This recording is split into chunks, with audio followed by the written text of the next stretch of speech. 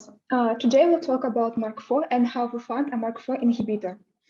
MARK4 is involved in regulating microtubule dynamics by crystallization of tau protein or MAP2 and MAP4. MARK4 overexpression leads to a dynamic instability of microtubules, which in theory are the cause of regression of such disease as Alzheimer's disease, cancer, diabetes. Thus, MARK4 can be a potential target for treatment of those diseases.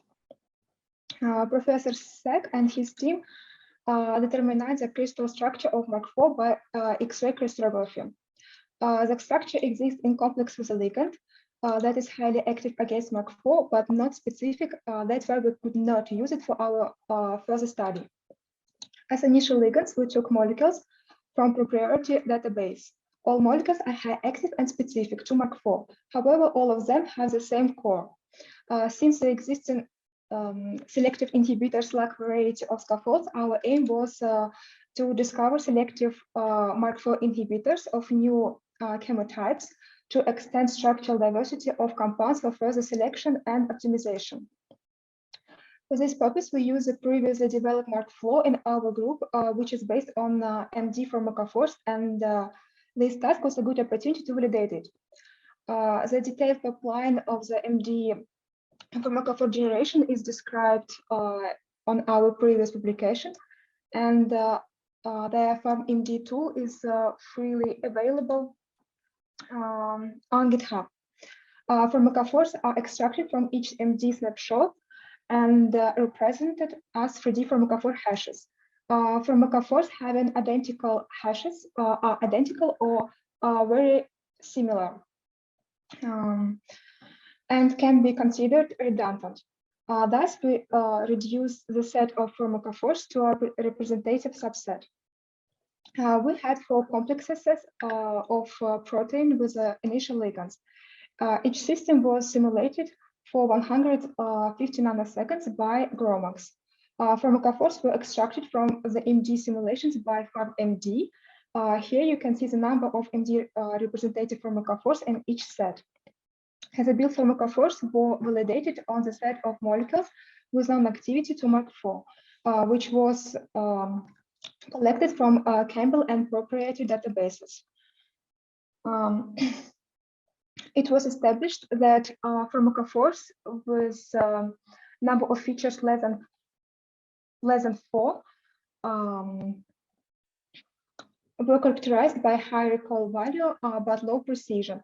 Therefore, for further filter screening, we selected pharmacophore models having at least 5 features which have high precision. That should improve final hit rate.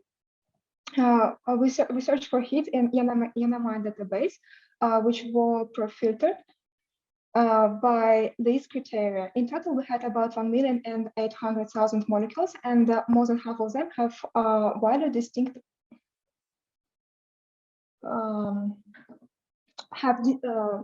and more than half of them have distinct Murko scaffold. This number of distinct Murko scaffolds. After pharmacophore filter screening, we had about 68,000 molecules. For this set of compounds, we selected top scored ones according to the conformal coverage score. CCR score is the number of conformers which were marked by at least one pharmacophore from a representative set, divided by the total number of conformers. We expected that this metric allows to select compounds whose flexibility better corresponding to the protein. We docked these molecules using after-dock winner. Here is distribution of the docking scores, which has molecules which have a docking score less or equal 8. And in the stage, we had 235 molecules.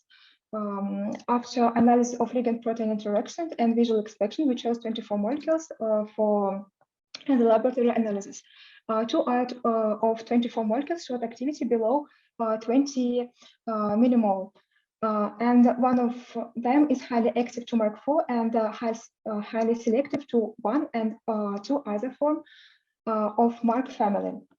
However, it demonstrates high activity to MARK3, but it's not a big problem because it's also involved in progression of Alzheimer's disease, as it was reported in this publication. The found molecule has a novel scaffold which wasn't described before.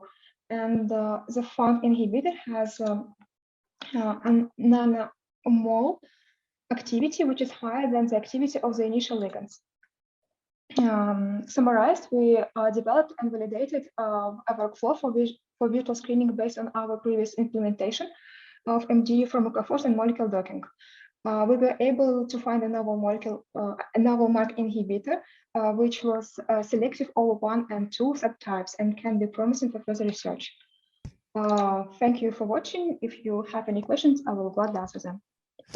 Thank you. We have a couple of questions. The first one from Kunal Roy. What are the common pharmacophoric features found in any drug receptor interactions?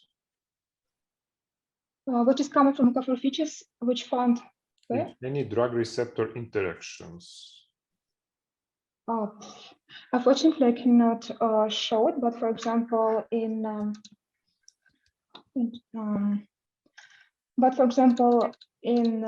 our institute database, this scaffold is common among highly active inhibitors, MARK4 inhibitors. Okay, so the next question from Dmitry Osolotkin: is Wiener score an acceptable good metric for building comparison between different proteins? So essentially, how it shows here is not a good metric indeed.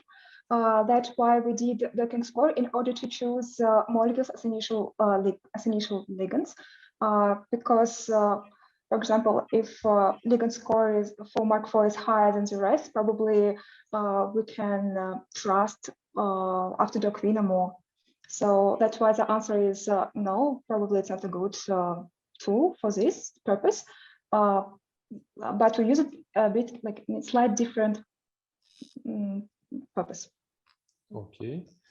The next question from Hanok Shenderovich: is there a correlation between the pharmacophore score and the docking score? Correlation. No. We actually checked it, and there is no correlation between docking score and CCA score.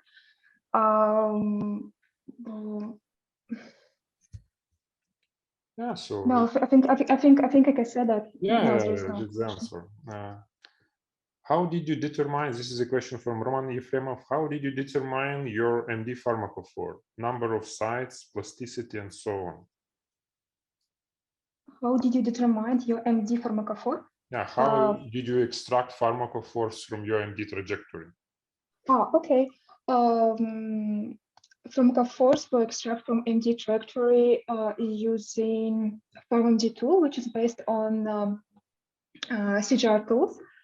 And how it happened, it just like this tool looks for interactions between like ligand and protein, and depending on which type of interactions they have, like the tool determines the pharmacophore. Okay, so thank you.